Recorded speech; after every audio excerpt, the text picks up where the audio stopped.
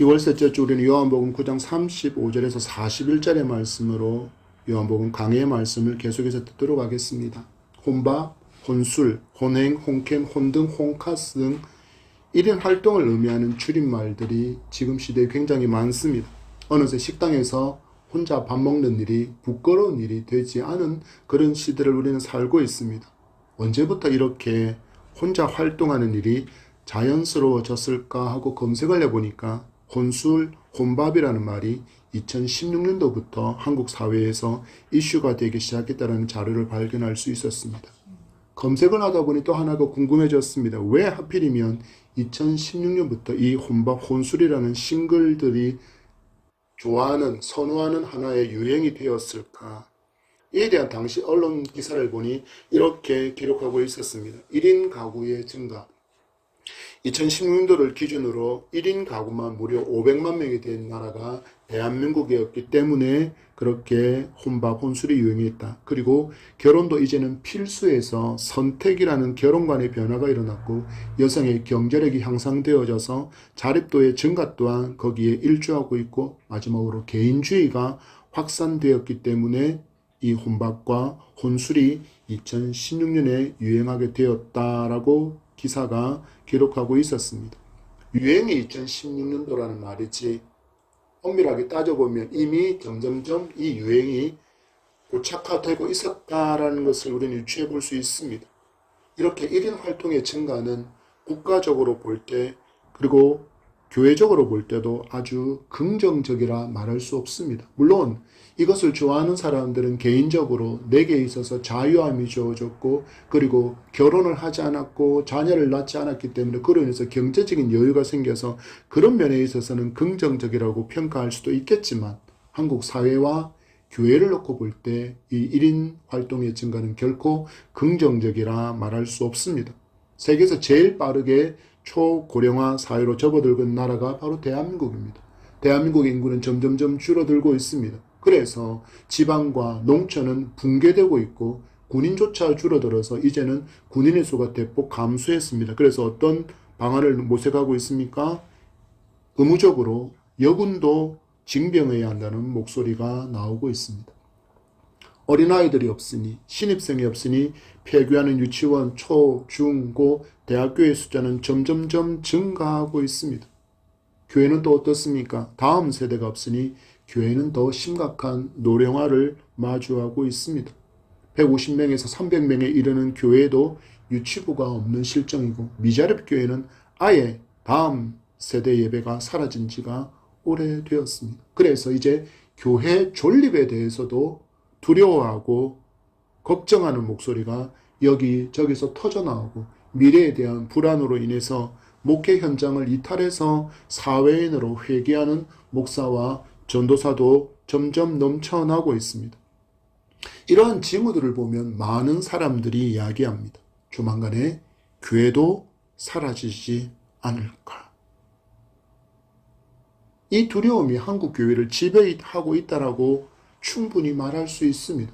만나는 많은 목사님들이 이것을 우려하고 걱정하고 있기 때문입니다. 그렇다면 정말 이 땅에서 교회는 사라질 것입니까? 아니요. 저는 단언할 수 있습니다. 우리 하나님은 살아계신 하나님이시고 당신의 아들을 죽이시면까지 우리 인간을 사랑하셔서 죄에서 구원하시고 그래서 구원받은 성도들을 통해서 찬양과 존귀와 영광을 받으시기를 기뻐하시는 하나님이시기 때문에 결코 교회는 망할 수 없습니다. 그러나 우리는 기억해야 합니다. 이 모든 일들을 책략하고 있는 그 배후에 바로 마귀라는 존재가 있다라는 것입니다. 마귀는 자기의 마지막이 다가온 줄 알고 모든 방법을 동원해서 자기 세력들을 하나님을 대적하게 만들고 하나님의 창조 질서를 부인하고 무너뜨리려 하고 있습니다. 교회를 공격합니다. 그리고 성도들이 삶의 두려움을 가지고 오직 세상의 것에만 몰두하게 만드는 일들을 펼치고 있습니다. 그러나 성도는 분명히 기억해야 합니다.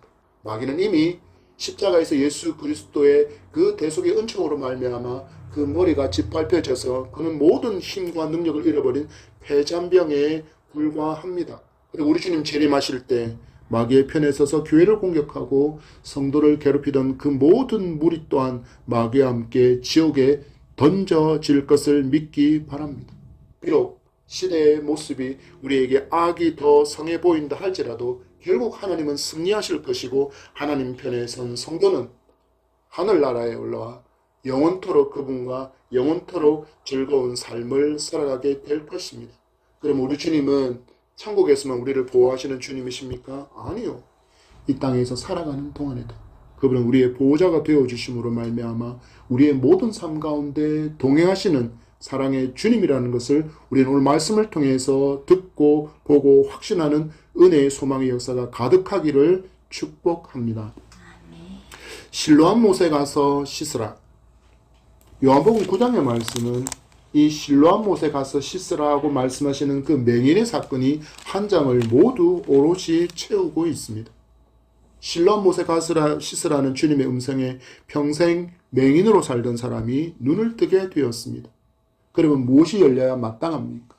기뻐하고 축제가 열려야 될 그것이 마땅한 이 하나님의 기적 앞에 형사의 취조실과 그리고 재판장으로 만들어버리는 바리새인들과 유대인들을 우리는 계속해서 만나고 있습니다. 그런데 하나님은 재판장을 펼치고 취조실을 만든 그들을 눈을 뜨게 한 사람으로부터 부끄러움을 당하게 되는 일들을 만들고 계시다라는 것을 우리는 보고 있습니다. 하나님을 향한 바른 신앙을 고백했다는 그것이 재판의 이유가 되어지는 시대, 그것이 바로 예수님께서 계셨던 그 시대입니다. 그리고 그들이 예수님을 향하여서 바른 신앙을 고백했다는 것, 하나님을 믿습니다라는 바른 신앙을 고백했다는 그 이유로 그들은 즉결 처분처럼 출교를 명하고 유대인 사회에서 추방된 후의 기록이 오늘 우리가 마주한 요한복음의 말씀입니다. 우리는 다릅니까? 우리는 분명히 종교의 자유를 가지고 있는 대한민국, 종교의 자유가 헌법에 명시되어 있는 대한민국을 살고 있지만 대한민국에서 종교적인 박해가 없다고요? 기독교를 박해하는 일이 없다고요? 아니요. 넘쳐나고 있습니다. 너무나도 다양한 방법으로, 너무나도 집요한 방법으로 예수 그리스도를 믿는 사람들을 공격하고 있고, 그리고 예수 그리스도를 믿는다는 이유로 많은 손해를 입고 있는 것이 현실입니다. 마치 하나님을 향한 바른 신앙을 고백했다는 그 이유로 예수님께서 행하신 놀라운 일을 자랑했다는 이유로 유대인 공동체에서 출교당한 이 사람과 같지 않습니까? 그러나 이것이 우리에게 두려움의 일이 될 수 없습니다. 성도는 실망하지 않을 수 있습니다. 또한 주저앉지 않고 일어설 수 있습니다. 왜 그렇습니까? 주님께서 당신을 부인하지 않고 당신을 시인하는 이 사람을 결코 홀로 내버려 두지 않고 계심을 우리에게 말씀으로 보여주시고 있기 때문입니다. 35절입니다. 시작. 예수께서 그들이 그 사람을 쫓아냈다 하는 말을 들으셨더니 그를 만나사 이르시되 내가 인자를 믿느냐. 유대 공동체에서 출교당한 눈을 뜬 사람의 소식을 누가 들으셨다고 기록하고 있습니까? 주님께서 들으셨다라고 기록하고 있습니다. 우리 주님은 늘 이러십니다. 당신의 자녀를 결코 홀로 내버려 두시는 하나님이 아니십니다. 그분은 사랑의 하나님이시기 때문입니다. 그분이 만약에 이 눈뜬 맹인을 향하여서 야, 내가 기적처럼 너의 눈을 뜨게 해주었으니까 이제 그 후의 모든 일들은 네가 알아서 해라고 하나님은 방치하는 하나님이 전혀 아니라는 것을 우리는 분명하게 기억해야 합니다. 이것을 요한은 요한복음 13장 1절에서 이렇게 말하고 있습니다. 6월절 전에 예수께서 자기가 세상을 떠나 아버지께로 돌아가실 때가 이른 줄 아시고 세상에 있는 자기 사람들을 사랑하시되 끝까지 사랑하시니라. 아멘. 여러분, 우리는 이 말씀 다음을 더 주목해 보아야 합니다. 이 말씀 다음에 어떤 사건이 기록되냐고요? 바로 가룟 유다가 스승이신 예수 그리스도를 팔아넘기는 그 일을 주님은 아셨다라고 기록하고 있습니다. 그리고 분명히 이 일 후에 그 사건으로 말미암아 예수님은 십자가에서 죽으실 것 또한 분명히 아셨다라고 13장은 기록하고 있습니다. 그럼에도 예수님은 세상에 있는 자기 사람들을 사랑하시되 어떻게 사랑하셨다고요? 끝까지 사랑하셨다라고 말씀하고 있습니다. 제자의 분명한 배신이 있습니다. 3년 동안이나 공생애를 함께 나누었던 그 사랑하는 제자가 스승인 자기를 팔아넘긴 것 주님 아셨습니다. 처절한 십자가의 고통과 죽음이 있다라는 것도, 그리고 하나님의 철저한 외면이 있다라는 것도 분명히 예수님은 아셨습니다. 그러나 그 모든 것까지도 우리 주님은 사랑으로 덮어버리시는 사랑의 예수님이 바로 우리의 주님이십니다. 이 사랑의 주님이 눈을 뜬 이 사람에게서 당신을 향한 신앙을 바르게 고백하는 그거 이유만으로 박해당하는 이 사람을 향해서 어떻게 관심을 끊으실 수 있겠습니까? 주님을 향한 바른 신앙을 고백했기 때문에 출교당해서 삶의 많은 어려움과 고난을 겪게 될 것을 알고 계신 주님께서 그 소식을 듣고 그를 찾아가 주셔서 만나 주시고 있습니다. 앞에서 말씀드린 것처럼 이 시대는 결혼을 거부하고 있습니다. 그런데 사람들이 까맣게 잊고 있는 게 있습니다. 바로 우리에게는 생육하고 번성하여 땅에 충만하라는 하나님의 문화 명령이 모든 사람에게 주어져 있다라는 것입니다. 단적으로 말해서 예수 그리스도가 없는 사람들은 이 하나님의 문화 명령을 모르기 때문에 그것을 등한시한다고 할 수 있겠지만, 하나님의 말씀을 통하여서 하나님의 문화 명령이 모든 예수 믿는 사람에게 주어져 있다라는 것을 알게 된 성도라면 이 문화 명령을 성취하는 일에 더욱더 힘을 써야 할 사명이 있다라는 것입니다. 많은 사람들이, 심지어 크리스찬들도 결혼하지 않는 이유로 삶의 어려움을 말합니다. 삶이 이렇게 어려운데, 경제적으로 이렇게 어려운데, 살기가 팍팍한데 무슨 돈으로 결혼하냐고, 어떻게 아기를 낳고 살아갈 수 있느냐라고 그들은 이야기합니다. 저는 이러한 말이 결국 개인주의이고 이기주의적인 발상이라고 밖에 말할 수 없습니다. 그들이 말하는 근거가 무엇입니까? 삶이 어렵다. 삶이 팍팍하다. 경제적인 여력이 없다. 무슨 말일까요? 결혼을 통해서 경제적인 어려움을 만나갈 것이고, 그리고 자녀를 낳음으로 인해서 또한 경제적인 어려움을 만날 것이니 내가 지금 이렇게 화려한 싱글로 누리고 있는 그 모든 것을 단 하나도 잃어버리고 싶은 마음이 전혀 없다라는 것. 나는 손해보기 싫다라는 그 이기주의적인 생각이, 개인적인 생각이 바로 이것을 지배하고 있다는 것을 우리는 기억해야 합니다. 그런데 이것은, 이렇게 말하는 모든 것들이 하나님의 문화 명령을 거부하는 불순종이라는 것을 성도들은 제대로 이해하지 못합니다. 왜 은혜를 못 받냐고요? 왜 예배가 감격이 되지 않냐고요? 죄를 죄로 여기지 못하기 때문이에요. 하나님과의 사이에 너무나도 죄의 큰 담벼락을 인간 스스로가 불순종으로 계속 쌓아가고 있으니 거룩하신 주님께서 어떻게 죄가 덕지덕지 남아있는 인간에게 찾아오셔서 그 인간과 더불어 교통할 수 있겠습니까? 이 결혼에 관해서조차 우리는 불순종하고 있으면서도 이것이 불순종의 죄라고 우리는 전혀 인식하지 않는 그런 시대를 살아가고 있습니다.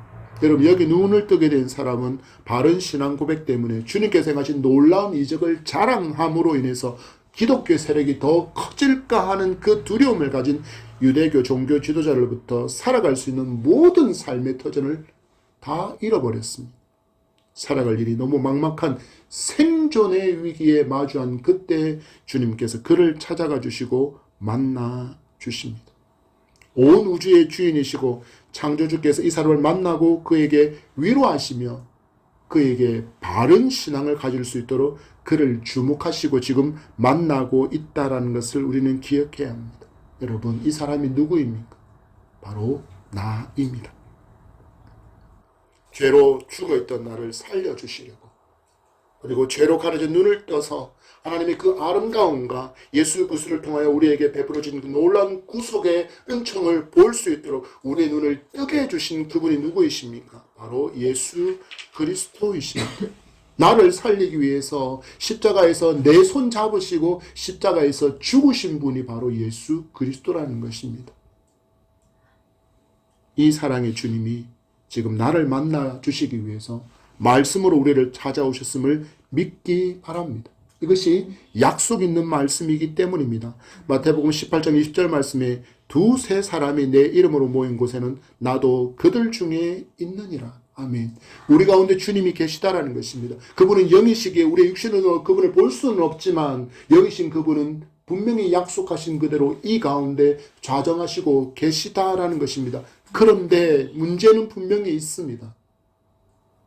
이 가운데 좌정에 계시지만 앞에서 말씀드린 것처럼 우리가 하나님 앞에서 죄를 도말하지 않으면 우리의 숨겨진 죄들을 고백함으로 말미암아 우리가 정결과 거룩함을 회복하지 않으면 우리는 하나님과 교통할 수는 없습니다.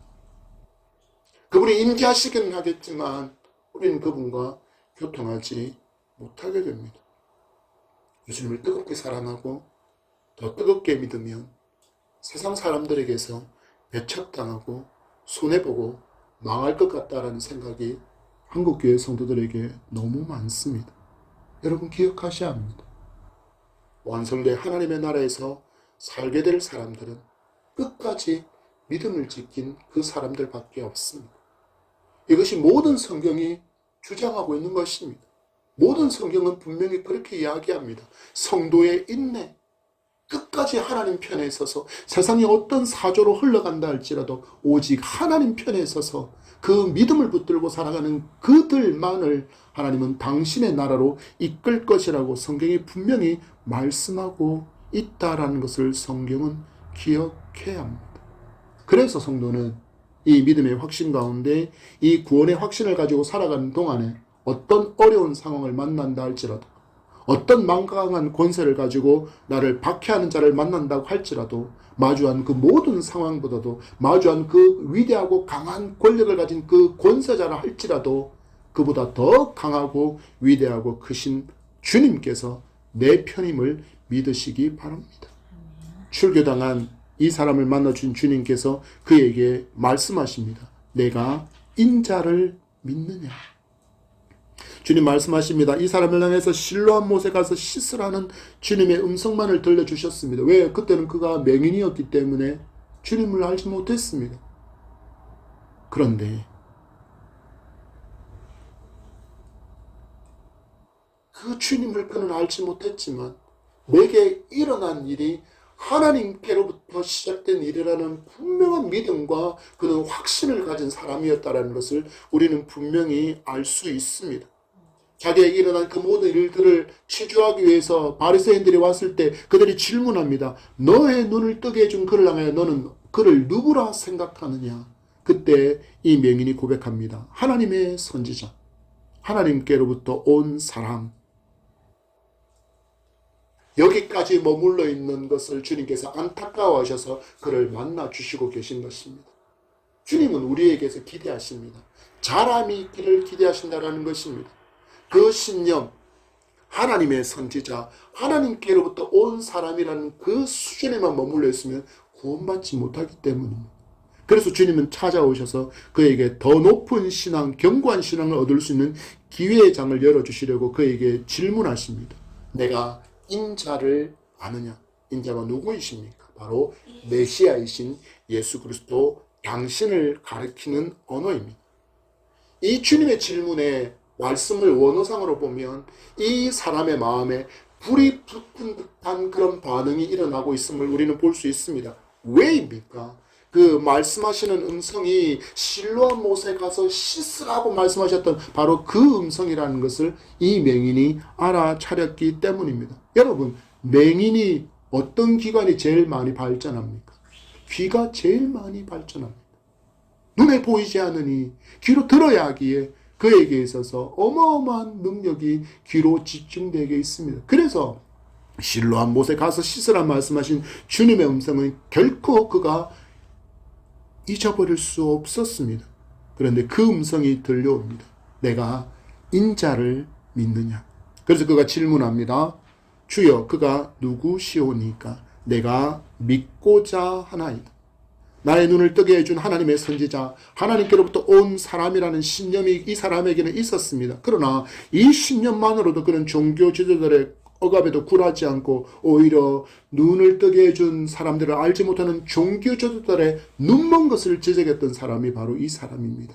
주님은 이것만으로는 부족하다는 것을 아셨기에 그 신념을 이제는 업그레이드해서 믿음으로 승화시키고 있습니다. 우리는 마태복음 16장에서 많은 예수님 주변에 있는 사람들이 예수님을 어떻게 인식하고 있었는지를 볼 수 있습니다. 다시 살아난 예레미야, 그리고 다시 살아난 엘리야, 다시 살아난 세례 요한, 그리고 선지자 중에 한 사람이라고 주변 사람들은 이야기했습니다. 그러나 주님을 향한 이런 인식과 이런 신념은 주님께서 기대하시는 것이 아니었기에 제자들에게 물으셨습니다. 너희는 나를 누구라 하느냐? 그때 우리가 잘 아는 대로 수절에 베드로가 고백합니다. 주는 그리스도시요 살아계신 하나님의 아들이십니다. 주님은 지금 눈뜬 이 사람이 바로 이 신앙과 이 신앙의 고백을 가질 수 있도록 인자이신 당신을 그에게 알려주고 있습니다. 37절입니다. 시작. 예수께서 이르시되 내가 그를 보았거니와 지금 너와 말하는 자가 그이니라. 아멘. 실로암 못에 가서 씻어내는 목소리, 너의 눈을 뜨게 해준 바른 사람, 바로 그 인자가 지금 내가 보고 있는, 너에게 말하고 있는 바로 나이다라고 지금 말씀하고 있습니다. 여러분, 주님께서 눈뜬 사람의 신앙을 바르게 정립해주고 있는 장면을 바르게 볼 수 있어야 합니다. 이것은 우리에게도 하시고자 하는 주님의 역사이기 때문입니다. 교회는 다니지만 여전히 주님께 대한 바른 신앙을 고백하지 못한 사람이 너무 교회 안에 많습니다. 이렇게 말하면 많은 사람이 대놓고는 못하지만 속으로 반박합니다. 어떻게 반박할까요? 아니, 내가 교회를 다니는 횟수가 얼만데, 내가 교회에서 직분이 뭔데, 성경을 내가 얼마나 잘 아는데, 성경의 찬송을 내가 또 얼마나 잘 외우고 잘 부르는데, 기도 내가 제법 곧잘 하는데, 그런 내가 바른 신앙을 고백하지 못한 사람이라고 이렇게 반박하실 분이 분명히 있을 것입니다. 그러나 잊지 말아야 합니다. 익숙해진 교회 생활로 내가 구원의 신앙을 가진 것으로 오해하고 있을 수도 있다라는 것입니다. 여러분, 우리는 분명히 이 질문에 답할 수 있어야 합니다. 예수 그리스도가 살아계신 하나님이심을 믿으십니까? 예수 그리스도가 나의 구주이심을 진실로 믿고 고백하십니까? 그렇다면 하나를 더 점검해 보아야 합니다. 예수 그리스도가 진정 내 삶의 주인이십니까? 내 생각이, 내 말이, 내 행동이 주님보다, 주님의 말씀보다 앞서지 않고 세상의 그 어떤 것보다도 주님을 더 사랑하고 귀하게 대접하고 있습니까? 주님을 구주로 믿는 믿음으로 인해서 여러분이 누리고 있는 그 모든 것들을 잃어버린다고 할지라도 여러분은 주님 한 분만으로 만족합니다라고 고백할 수 있습니까? 여러분, 여기 눈뜬 사람을 보십시오. 날 때부터 맹인은 내가 눈을 뜨게 된 것은 하나님께서 하신 일, 하나님께서 보내신 선지자를 통해서 은혜를 베풀어 주신 일이라는 고백이 있었습니다. 그리고 그는 그 신앙 고백으로 인해서 그의 삶의 모든 것을 잃어버렸습니다. 공동체에서 쫓겨납니다. 그들과 교류가 단절되는 상황을 마주했습니다. 그럼에도 그 마음에는 주님을 더 알고자 하는 뜨거움이 있었습니다. 주님을 향한 갈급함이 있었습니다. 내가 그 사람을 만나서 눈만 뜨게 되지 않았다면 그래도 내가 지금 구걸하면서 살아갈 수는 있었을 텐데 하고 내게 일어난 일을 거부하거나 저주하거나 그 주님을 원망하고 불평하지 않았다라는 것입니다. 주님은 이 사람이 당신에 대해서 바른 신앙을 고백할 수 있도록 그를 만나주시며 그에게 당신을 드러내 주십니다. 그랬더니 그의 반응을 보십시오. 38절입니다. 시작. 이르되 주여 내가 믿나이다 하고 절하는지라. 그의 고백이 무엇입니까? 내가 인자이신 하나님의 메시아이신 당신께서 나의 구원자 나의 주인이심을 믿습니다 라고 바른 신앙을 고백하고 엎드려 주님께 경배하고 있습니다. 여러분, 신앙 고백 때문에 모든 것을 잃어버린 사람입니다. 이제 유다의 공동체에 참석하지 못합니다. 그들로부터 이방인처럼 취급당할 것입니다. 왜? 이미 그에게 출교의 딱지가 붙었기 때문입니다. 너는 이제 유대인이 아니야. 너는 이방인 저 사마리아 사람들보다 개같은 존재가 되었어 라고 그들을 취급할 것이기 때문입니다. 그런 그를 주님께서 만나주시고 그에게 영생의 소망을 얻게 해주십니다. 여러분, 누가 행복한 사람입니까? 종교 지도자라는 이름을 가지고 자기에게 마치 구원의 신앙이 있는 것처럼 여기며 백성들로부터 칭송받고 많은 재물을 얻고 권력을 행사하며 어깨에 힘주고 다니는 그 바리새인들입니까? 아니면 주님께 대한 바른 신앙을 고백함으로 영생을 얻고 주님께 사랑받고 동행하고 있는 이 사람입니까? 여러분, 행복한 사람은 반드시 그 입술에 바른 신앙 고백이 있어야 합니다. 인자이신 예수님은 나의 주님이시다. 인자이신 예수 그리스도는 나의 주인이시다. 그리고 그 이름에 합당한 찬양과 존귀와 영광의 경배를 돌려야 합니다. 무엇입니까?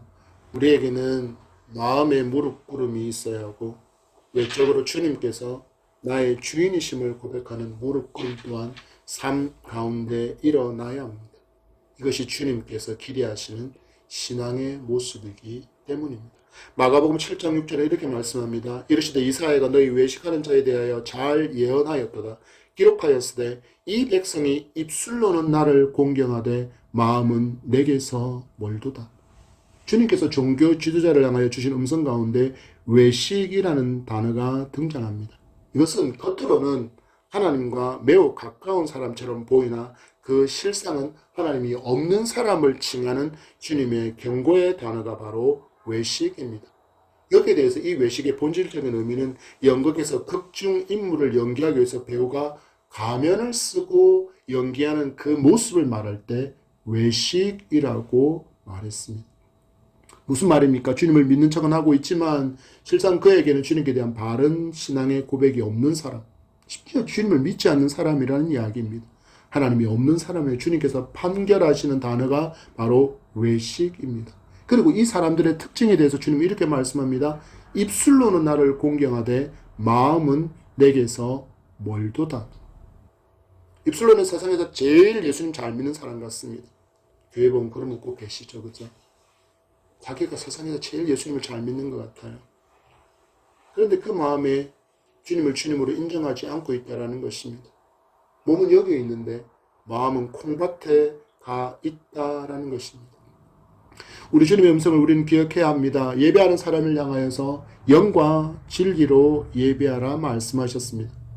우리의 마음을 다 아시는 성령께서 보시기에 정결과 거룩한 예배, 영과 진리 앞에 부끄럽지 않은 그런 예배자로 예배하는 예배를 하나님께서 받으시기에 우리를 향하여 영과 진리로 예배하라고 말씀하신 것입니다. 그런데 마음의 예배부에 만나게 될 그 사람, 그 식사의 자리, 그 놀러 갈 것, 그 여행 갈 것을 먼저 생각하고 있고 몸만 덩그러니 예배 자리에 앉아 있는 것으로 자신을 쪼개는 것을 예수님은 외식이라고 표현하고 있다는 것을 우리는 분명히 기억해야 합니다. 여러분 기억하십시오. 하나님은 우리의 중심을 이미 다 아시는 하나님이십니다.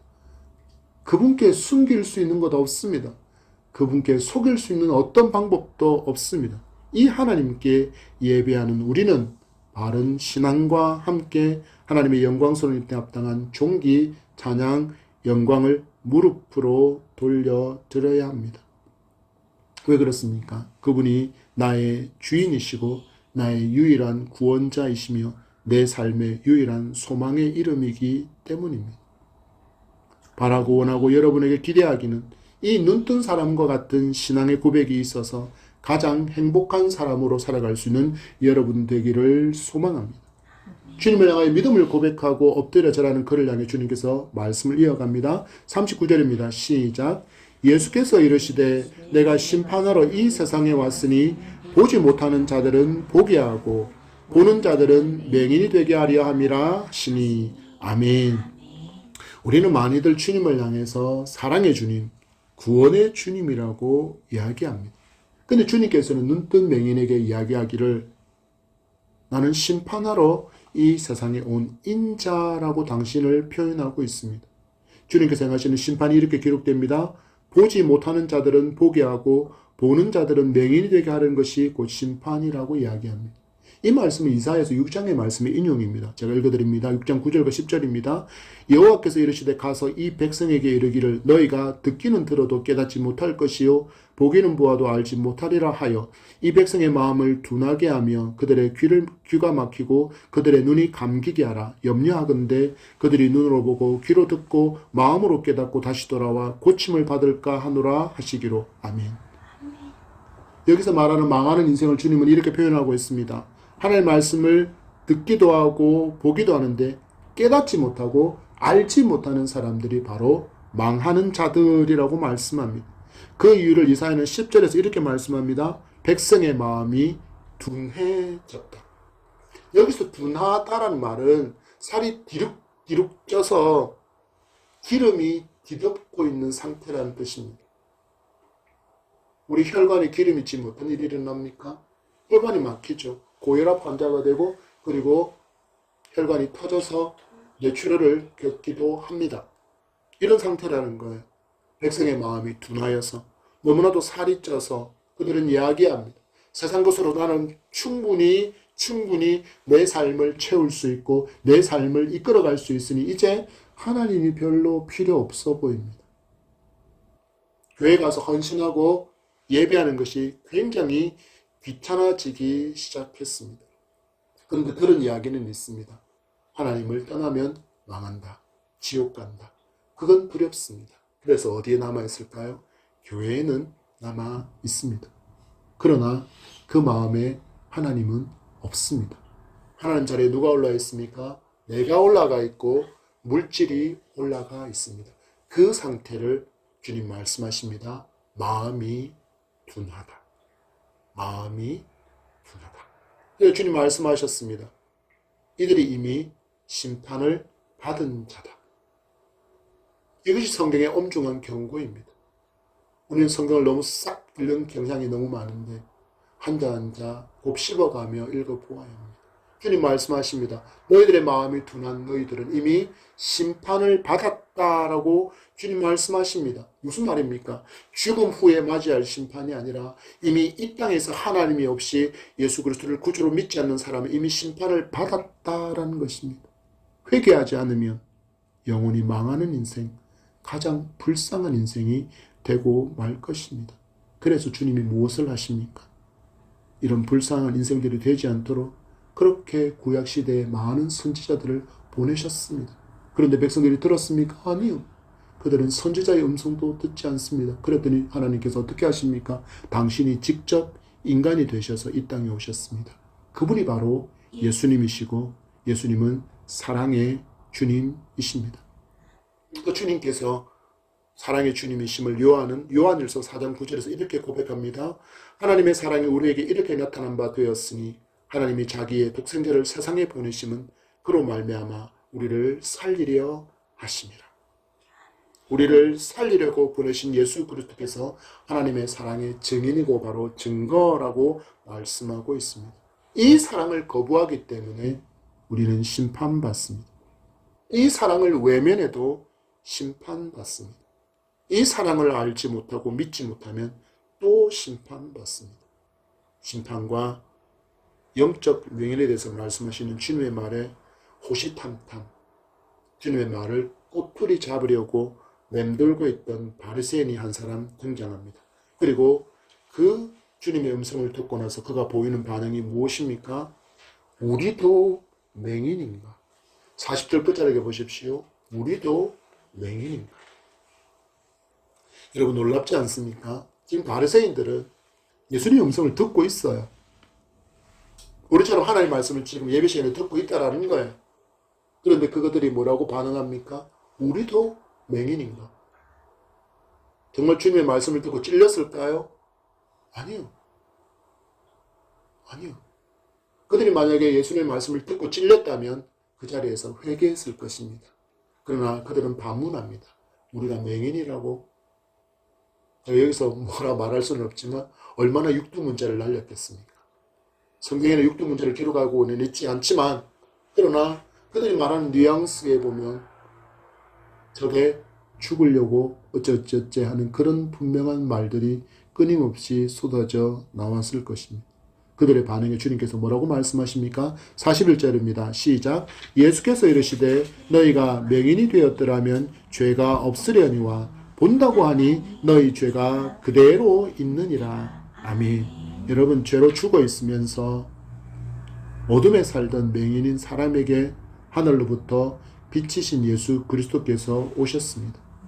여전히 죄로 죽어 있지만, 그래서 어둠에 살던 죄인이지만, 영적인 맹인으로 살고 있지만 빛이신 예수님을 우리가 믿게 되면 우리의 어두운 눈이 밝아지고 어두운 일을 벗게 되고 죄인이 아닌 의인으로 영적으로 눈뜬 자로 우리에게 일어난 놀라운 구원을 볼 수 있는 사람이 될 수 있습니다. 그런데 이 바리새인들은 자기들에게 비친 그 빛을 참빛이 아니라고 거부합니다. 그리고 우리가 가진 율법과 장로의 유전과 그 전통이야말로 참 빛이라고 여기며 주님을 거부하는 유대인들의 반응이 무엇입니까? 우리도 맹인인가? 주님은 너희들이 맹인이다 라고 말씀하시는데 우리가 맹인이라고? 넌 거짓이야.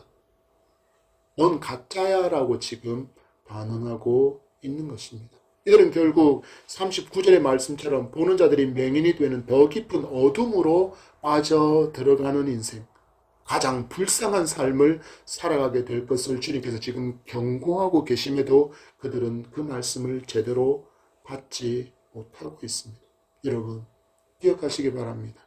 익숙해진 교회 생활, 성경 지식, 찬송, 기도할 수 있다는 것, 내가 교회에서 봉사하고 섬기고 있다는 것이 내가 구원받았다는 근거가 되지는 않습니다. 오늘 말씀에 따르면 분명히 주님께 대한 바른 신앙의 고백이 있어야 합니다. 또한 바른 신앙의 고백과 함께 결단의 삶으로, 순종의 삶으로 주님을 닮음이 내 삶의 열매로 드러나야 한다는 것을 우리에게 말씀하고 있습니다. 세상은 우리에게 말합니다.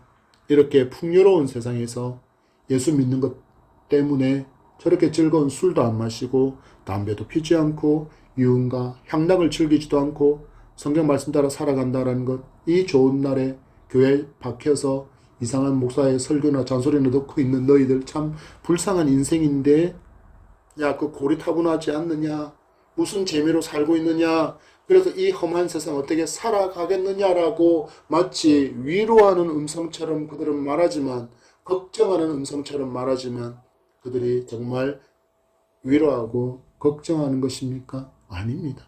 우리의 신앙을 흔들고 타협하고 세속화하게 만들려는 마귀의 음흉한 목소리임을 기억하셔야 합니다.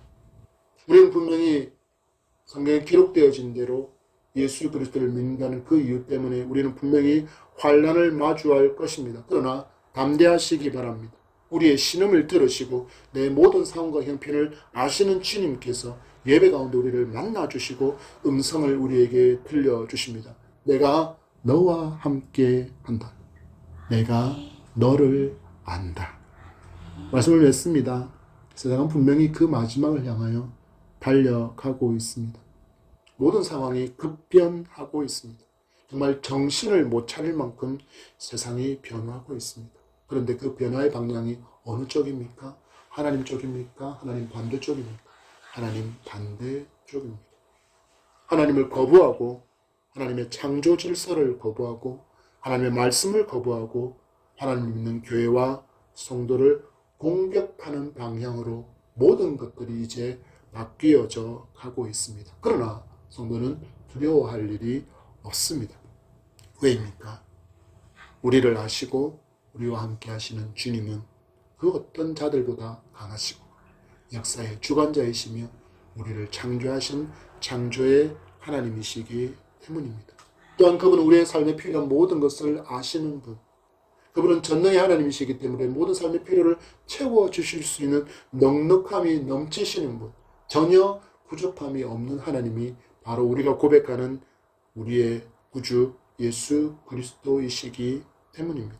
여러분, 눈뜬 사람이 그랬던 것처럼 주님이 나의 구주이심을, 내 삶의 참 주인이심을 고백하며 주님을 따라가며 주님을 닮아가는 그런 우리 삶이 되기를, 그리고 순종의 삶으로 많은 열매 안고 우리 주님 앞에 설 수 있는 그날을 기대하며 오늘 또 예수의 사랑으로 힘차게 살아가는 우리가 되기를 축복합니다.